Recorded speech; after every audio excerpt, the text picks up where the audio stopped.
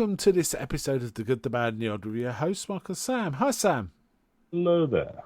So we are doing another Daisy Daisy. It just happens to be another Mel Brooks film. And this is Dracula, Dead and Loving It. This was your choice, and it is Mel Brooks this time, right? Yeah, it's actually because Mel last time it was Robin Hood to Robin Hood, then Men in Tights to Spaceballs was Dom DeLuise, which was my choice, and then this is your choice.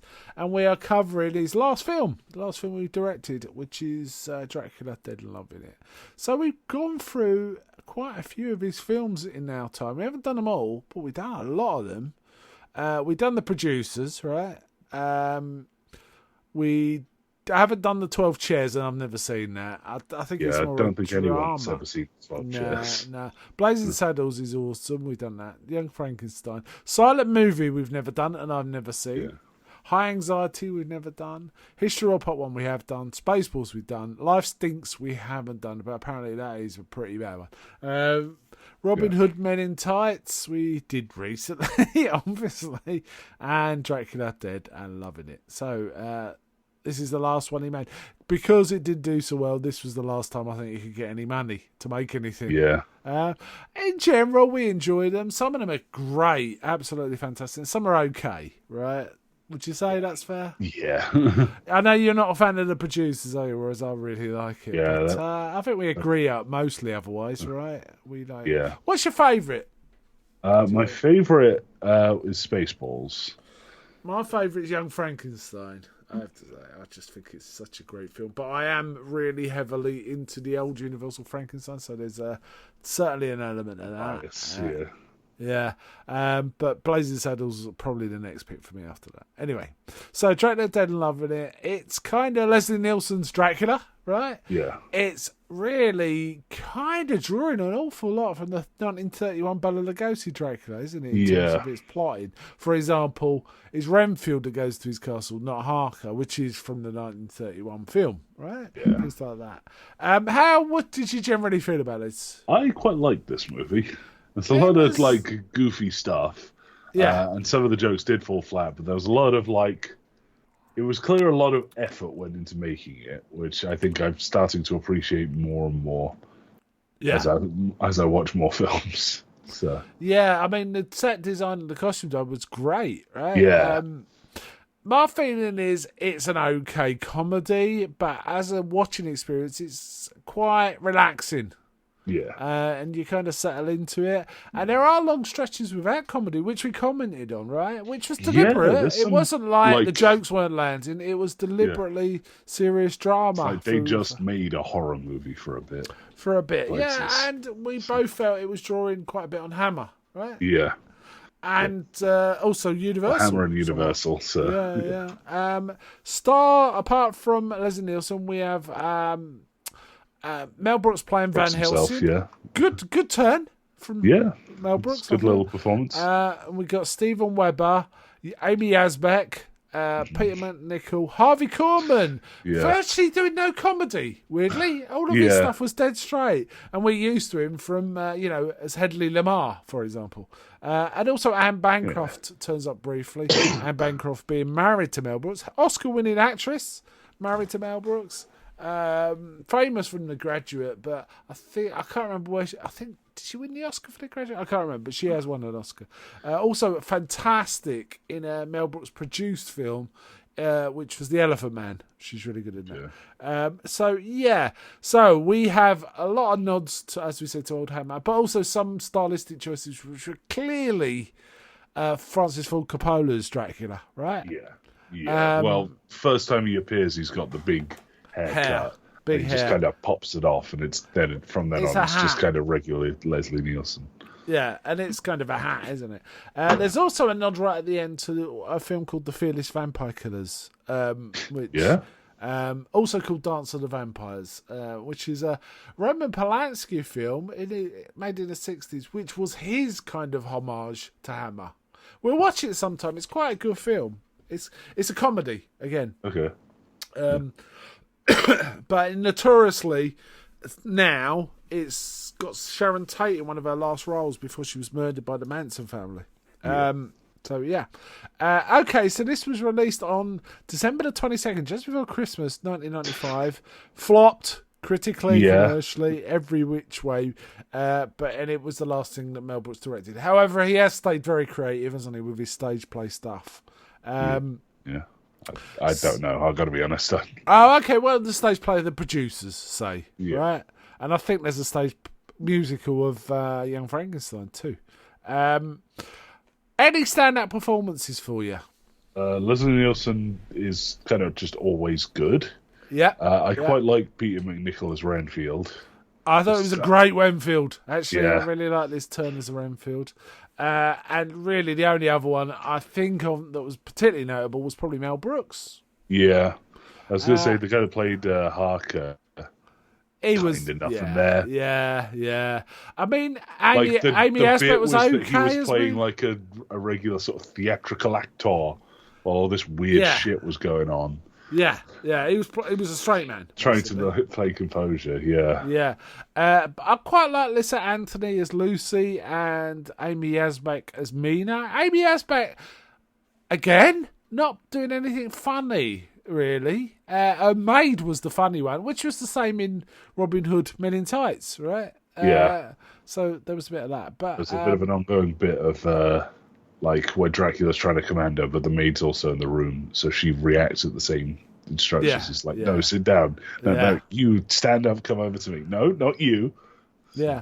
This was all filmed in California, but I have to say, I thought the set work was, as we've discussed, so I've no doubt right? that most of the money went into the set work, because that was some incredible design. Yeah, they really pulled their finger out on this one. And costumes, I have to say.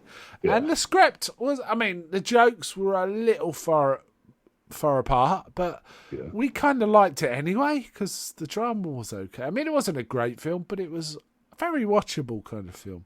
Yeah. Essentially, Renfield turns up after being warned by gypsies, including the cameo by Anne Bancroft, where she's... they're just villagers in Romania. Villagers, yeah. They're not...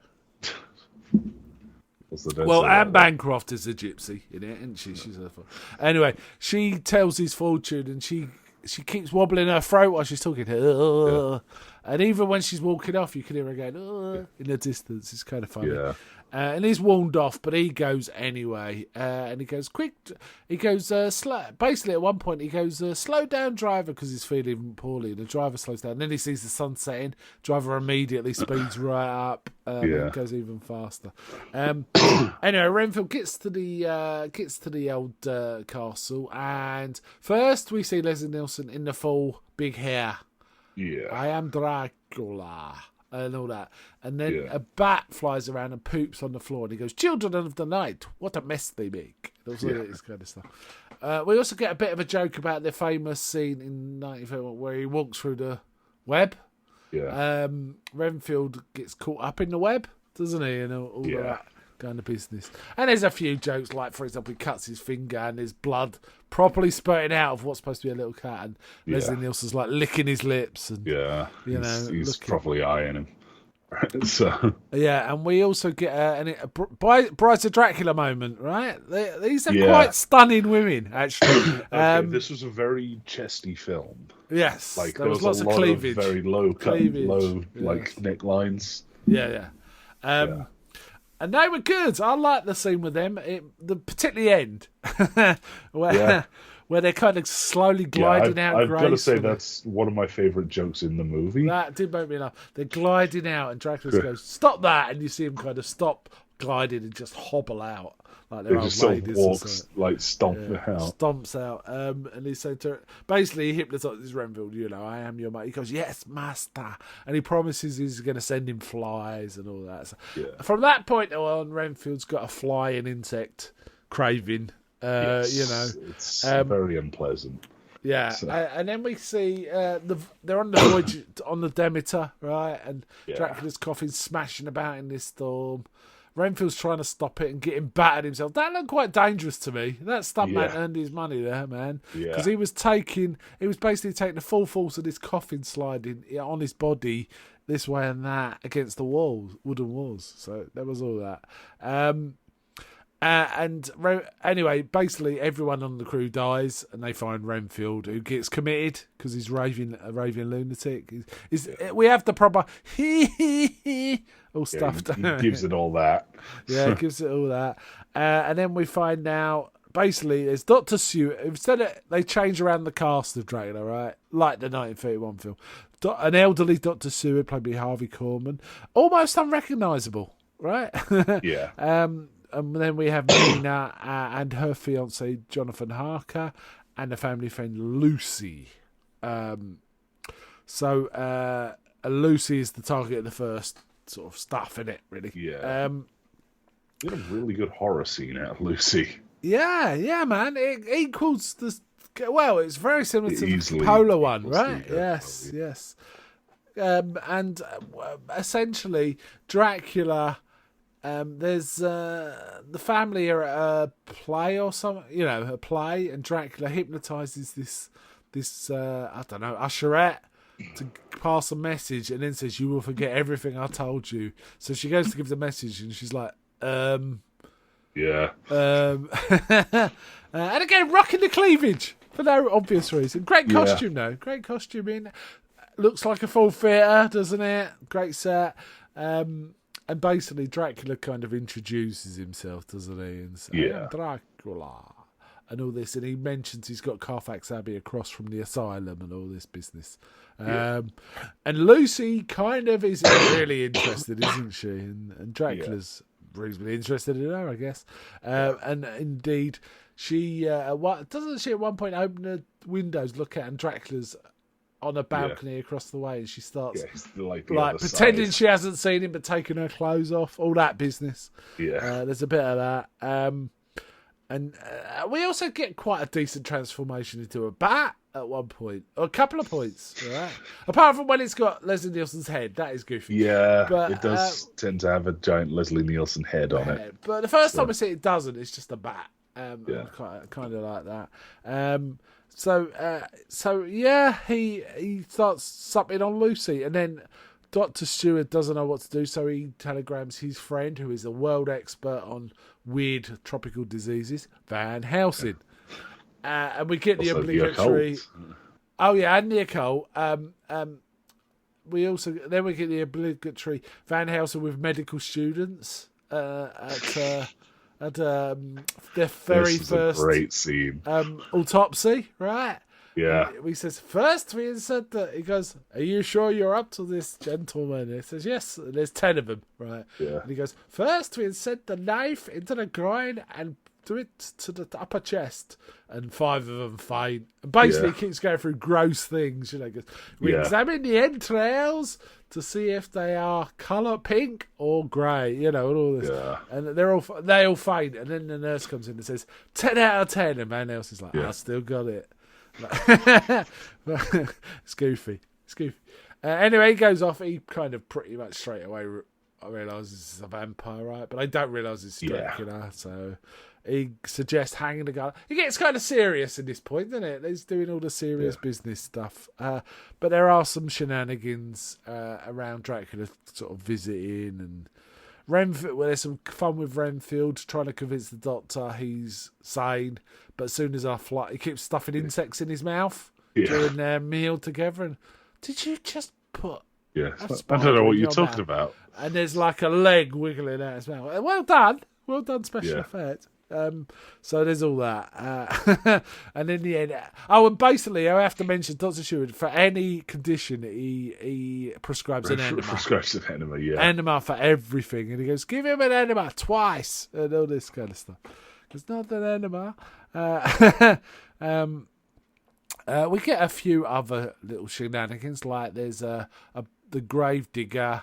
Well, I don't know why he's in the crypt. He's a grave digger, and he's sort of saying things about her, and he's sort of saying it's a real shame a young woman and Lucy's like starts tapping, "They buried me by mistake," and he takes it in because she's a vampire. Well, so this is one of the genuine horror bits. Yeah. Like they just made a horror movie for a few scenes. An excellent set again. Right? Yeah, again, massive interior.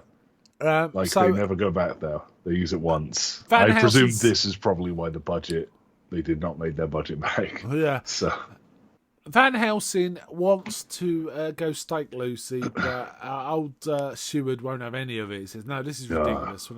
But Harker goes along with it, and eventually they go to a tomb. They realise people are getting bitten. And he says to Harker, the stake has to be driven in by the person who loves them. Yeah. And he says, I can't do it. He goes, you must. And then he's just about to do it. He goes, and Van Helsing goes, wait.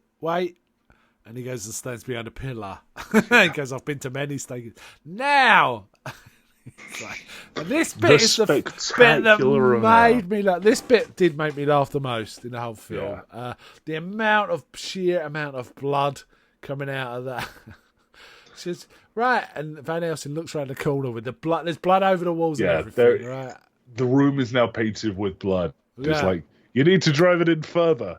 He winds I think up she's dead. Wait, and he goes on. They could have done more with this as comedy. They could have done it 4 or 5 times, but in the end, they only did it twice. And weirdly, I have seen this before, and I remembered it being more. I think I just wanted it to be more because it was so funny. Yeah. So there's that. So they get Lucy. So then and they start suspecting Dracula, right? And Dracula's then kind of got his eye on Mina. Dracula, they start talking to each other in ancient Moldavian, but it's obviously kind of insulting or snarky. Yeah. And each of them's trying to get the last word, isn't it? There's always a last word. It's ridiculous. I'm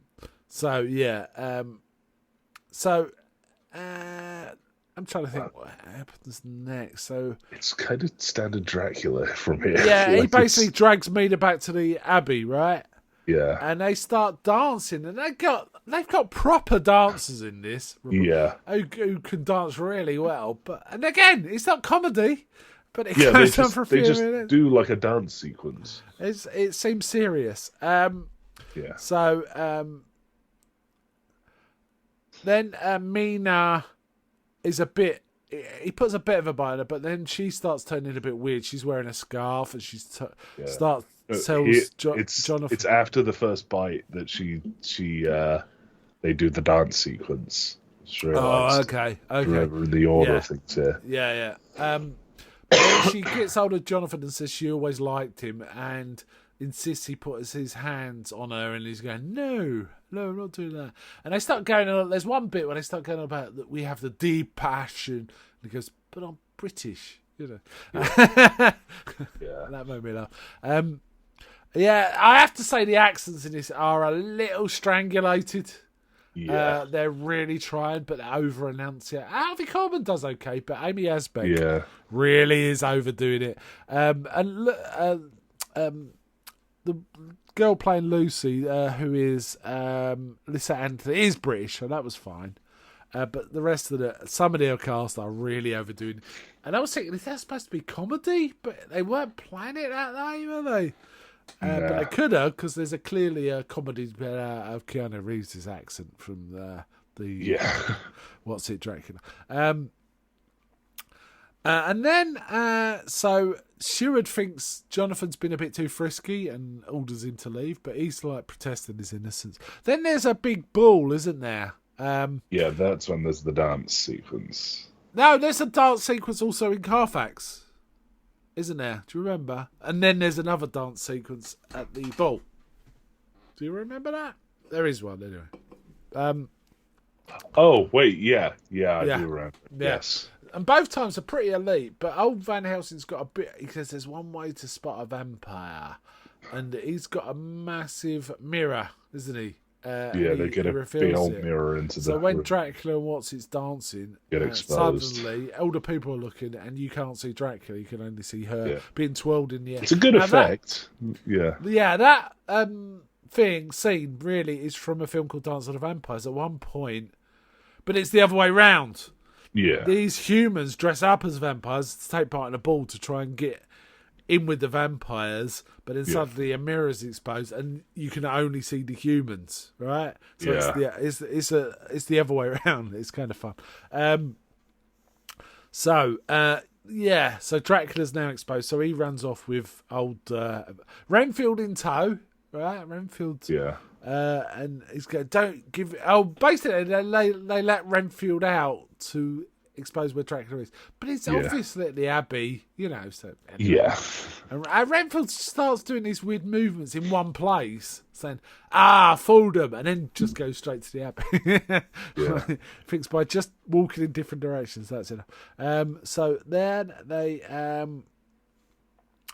Oh, no, it isn't the Abbey. It's an abandoned church, it says. I thought it was the Abbey. So he is... he wants to put the bite on Mina again, but they break in. And then Dracula's like beasting them. But Van Helsing realises the sun's come up.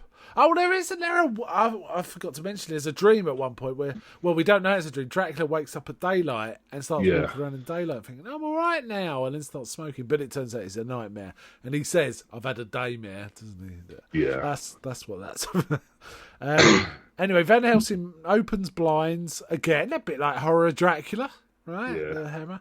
And Dracula starts steaming, but he tries to get away, but Renfield says, this way, master, opens the door to the sunlight, and he burns it. And Renfield, you arsehole, or something like that. No, Renfield, they lock the room so Dracula's stuck in there with them. And Dracula turns into a bat and hides in the rafters. Yeah. Renfield pulls some tiles apart. He's like, I'm here, master, I'll save you, come out here. And the sun gets on him, he's like, Renfield, you bastard, and falls. So. Right, yeah. And, disappears into ash, right? Yeah. And where Enfield's like, master, what have I done? And he draws a little smiley face in the ashes and says, you're looking better already, master. And all this. And Stewart says, now you are free, Renfield. You don't have a master anymore. Now come with me. And he goes, yes, master. Okay. So then Van Helsing... Renfield closes Dracula's coffin on his ashes, but then Van Helsing opens the lid a bit and says something rude in Moldovan. So he gets the end credits. And apparently, bit we didn't say, apparently right at the end of the end credits, there's a response back from Dracula from his coffin. We didn't watch it that long though, so we missed that bit. Yeah, so that's it really. It's a fairly lightweight film. It wasn't very long, less than an hour and a half, I think, wasn't it? I think it was about an hour and a half. Exactly. Yeah. So its budget was 30 million, which is quite dear for something like this, and it made about 10. So, no one's going to give Mel Brooks money after that, I shouldn't think. Fair enough. But it was all okay. I haven't really got much to say. I thought it was a solid turn from Leslie Nielsen. He was fun. It was fun to see him in this. I've watched this film 3 times. This was my third time of watching. But you know what? I remember the staking scene and I thought I'd watched it once before, but when I checked my letterbox, I'd actually watched it twice before. So it kind of sticks with you a bit, but it's more for the look of it than the jokes. Apart from the staking and you particularly... What was the other one you really liked? The bit where Lucy's like stalking Harker outside. Yeah. She's just doing like a sing-song. You like that. But there was a comedy bit in the beginning you really liked, wasn't there? And I can't remember what it was now. You said... it was The Brides. Yes, The Brides. When they just walk off, not bad. Any last thoughts? Do you want to rate it? No, let's just get to rating it. Okay, this isn't a great film. I liked it well enough. I probably give it 2.5 out of 5. Okay. Like so what about you? I'd give it about a 7.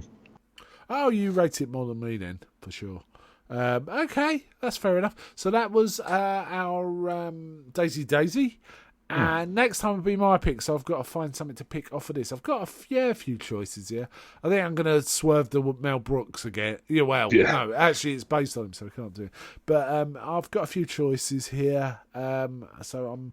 and Braincroft being in it really opens up a lot of possibilities, actually. But of course, we are in Dracula territory, so I could just pick a Dracula film, right? So that's possible. So we'll see. All right, then, let's wind it up there. So, bye from me. Bye.